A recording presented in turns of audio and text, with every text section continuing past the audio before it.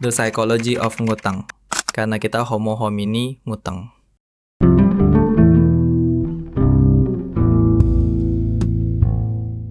Minjam uang itu enteng. Cuma butuh wajah nelangsa, diikuti sebuah kalimat template. Gua lagi butuh banget nih bro. Gua udah nggak tahu mau kemana lagi. Sederet alasan diobral. Buat bayar kontrakan, bayar sekolah anak, bayar biaya berobat ortu, bayar kredit motor. Terus diakhiri satu kalimat penutup. Bulan depan pasti gua ganti bro, janji. 1 bulan berlalu, drama dimulai. Ditelepon, nggak diangkat. Di chat, di-read doang. Disamperin ke rumahnya, katanya lagi keluar. Padahal yang lebih bikin nyesek lagi. Di status WA atau story IG-nya, lagi ngafe bareng temen-temen motor nih. Lagi nyobain kuliner viral, lagi nonton bareng gebetan. Satu story yang gua tunggu-tunggu tapi nggak pernah muncul. Thanks ya udah bantu saat gua butuh banget, sambil ngepost bukti transfer yang nominalnya disensor. Story itu nggak pernah ada. Lucu ya, ternyata yang paling susah dalam hidup ini bukan cari uang, tapi mengembalikan uang. Uang yang kita janji akan kita kembalikan. Istilah filsafatnya, bayar hutang. Meski nominal hutangnya kecil, jangan diremehin. Justru karena kecil, lama-lama jadi parasit sosial. Psikologi sosial bilang, yang sering bikin hubungan rusak, justru hutang-hutang receh ini. Jangan remehkan soal pinjam-meminjam uang. Ini soal serius. Sampai-sampai ada macam-macam teori yang merisetnya. Dari psikologi, filsafat, neuroscience, sosiologi, hingga spiritualitas. Nggak nyangka kan, soal hutang jadi serius begini? Makanya, jangan suka ngutang. Kalau sudah terlanjur, bayar ge sekarang, mumpung lagi pegang. Otak punya 2 wajah. Ketika seseorang meminjam uang, dia membayangkan dirinya sebagai pribadi yang bertanggung jawab. Pasti gue bayar, tekadnya. Namun, ketika gagal membayar, dia merasa sebaliknya. Runtuh harga dirinya. 2 citra ini bentrok dan menghasilkan ketegangan psikologis. Leon Festinger menyebutnya cognitive dissonance. Kondisi ketika citra dan realita tabrakan, ingin nama baik tak tercemar, tapi ingin atau tak ingin juga bayar hutang. Kondisi ini menyiksa batin orang yang ngutang. Dan lebih tersiksa lagi, batin yang ngutangin. Kata Albert Bandura, supaya batinnya nggak tersiksa, maka orang yang berhutang memunculkan dalam dirinya moral disengagement, pembelaan diri yang kreatif. Dia kan kaya, masa uang segini aja dipermasalahin, perhitungan amat sama temen. Dia pasti ngerti sama kondisi gue. Kalau nggak ngertiin, kebangetan banget. Kan baru telat 3 bulan, ditagih-tagih mulu, kayak gue maling aja.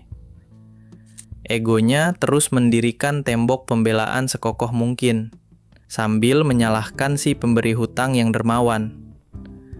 Absurd kan? Iya, tapi otak manusia memang jago menciptakan naskah pembelaan. Daniel Kahneman membagi otak dalam 2 sistem. Sistem 1 yang cepat dan impulsif, sistem 2 yang lambat dan rasional. Saat meminjam, sistem 1 yang dominan, memicu dopamin, hormon senang. Kita hanya fokus pada solusi instan. Ingin masalah selesai sekejap mata, gak mikir efek jangka panjangnya. Di momen ini, otak kita seperti anak kecil di supermarket yang lihat permen. Girang bukan main. Dikira gratis. Padahal di ujung ada kasir. Tapi saat harus membayar hutang, sistem 2 mulai bekerja di otak kita. Kortisol, hormon stres, mulai membanjiri tubuh. Kortisol itu seperti alarm di kepala yang bunyinya, aduh, kalau dipakai buat bayar, uang gue bakal berkurang. Bayarnya entaran aja deh, jangan bulan ini. Otak mulai menciptakan benteng pertahanan. Gak masalah meski batu batanya adalah harga diri kita. Yang penting, uang utuh. Fenomena ini diperkuat temporal discounting. Kita lebih pilih makan ayam geprek sekarang daripada membayar hutang yang manfaatnya cuma bikin kita bebas dari rasa bersalah. Geprek jelas-jelas kerasa di mulut, konkret. Sementara harga diri, intangible, gak ada wujudnya. Janji yang terikat waktu. Filsuf Nietzsche pernah bilang, orang lupa bahwa ketika ia berjanji, ia sedang menjual masa depannya. Ketika ia memutuskan berhutang dan berjanji membayarnya nanti, ia telah menggadaikan satu kafling dari masa depannya yang belum datang. Kata filsuf Heidegger, janji adalah wujud kita mengikat diri pada masa depan, semacam pay later masa depan. Masalahnya, saat masa depan itu datang, kita sering merasa sudah berubah, seolah janji untuk bayar hutang itu kontrak versi gue yang lama. Dan gue yang sekarang, versi yang baru, bebas untuk membatalkannya. Dari kuno ke digital. Hutang sudah ada sejak peradaban awal. Babilonia kuno di tahun 1754 sebelum Masehi punya kode Hammurabi yang mengatur bunga dan batas penagihan. Di Yunani, hutang bisa bikin seluruh keluarga jadi budak. Jawa abad ke-18 mengenal ijon. Petani menjual panen sebelum waktunya, lalu terjerat utang terus-menerus. Eropa abad pertengahan punya debtors prison, penjara khusus mereka yang gak bayar hutang. Di Athena kuno, Solon memberlakukan seisaktheia, pembebasan utang, termasuk bagi mereka yang dijual jadi budak karena berutang. Di Cina, pada masa dinasti Han, pembebasan utang juga dilakukan, terutama yang bunganya sudah melewati nilai pokoknya. Dalam masyarakat pramodern, hutang bukan transaksional, tapi sakral. Berhutang bukan hal pribadi, tapi ritual sosial. Ada upacara, ada saksi, ada persembahan. Karena hutang adalah tali antar jiwa, bukan cuma kertas atau angka. Di banyak masyarakat adat, pelanggaran hutang bisa dikutuk, bahkan diwariskan kutukannya ke anak cucu. Hari ini kita anggap hutang sebagai angka, maka kita tak lagi takut dosa, hanya takut debt collector. Apalagi di era digital saat ini, cuma butuh sekali klik, dan 5 menit kemudian, hutang standby di rekening kita.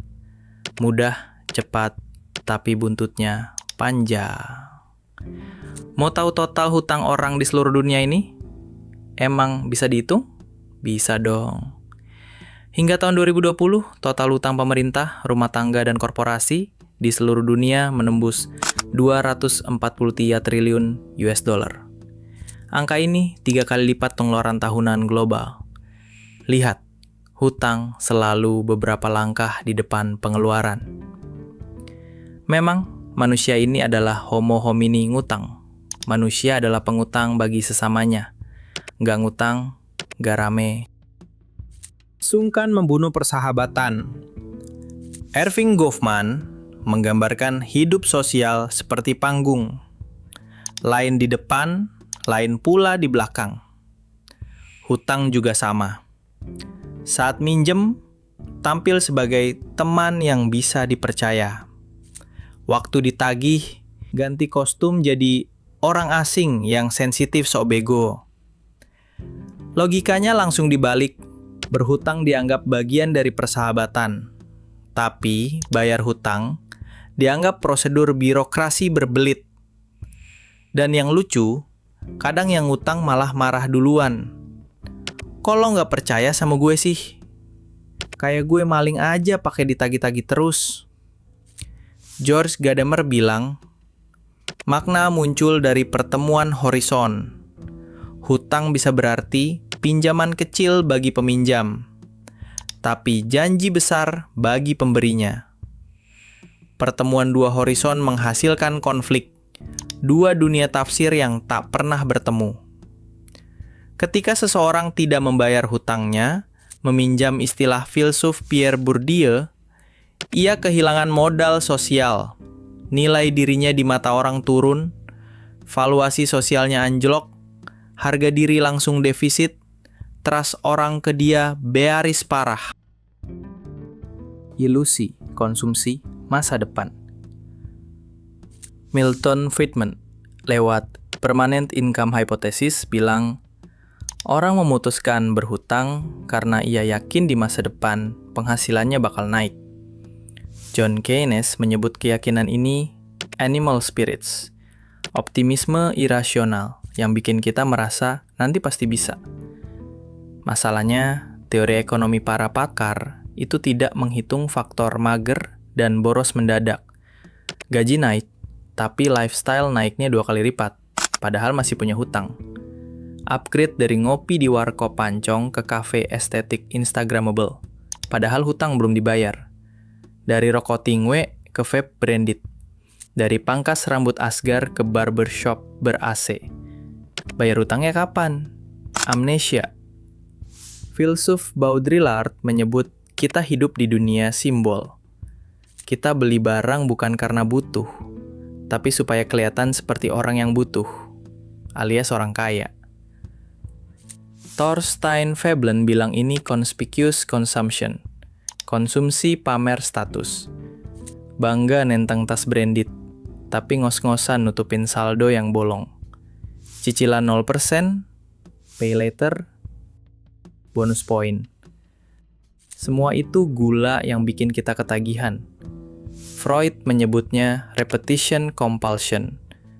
Bagi sebagian orang, hutang adalah drama yang memberi sensasi yang memacu adrenalin hidup. Di sana ada deg-degan, malu, ilmu kepepet, sembunyi, menghindari. Seperti nonton sinetron tiap malam. Tahu ujungnya sedih, tapi tetap ditunggu. Kapitalisme modern tidak hanya memberi fasilitas hutang saja, tapi mendidik kita untuk merasa bangga dan nyaman berhutang. Spiritualitas hutang, menggantung jiwa.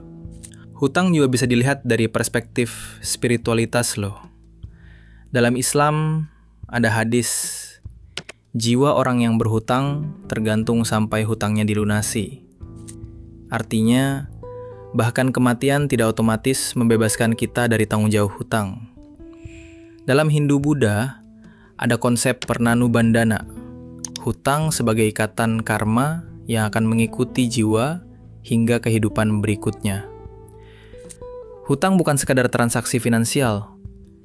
Ia adalah janji spiritual yang sakral.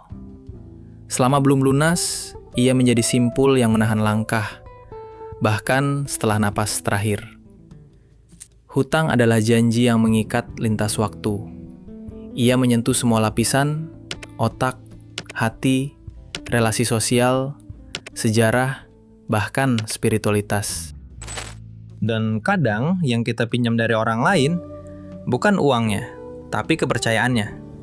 Dan kepercayaan nggak bisa dicicil. Kita bisa lupa hutangnya. Tapi orang yang kita hutangi menyimpan nama kita di antara amarah dan doa.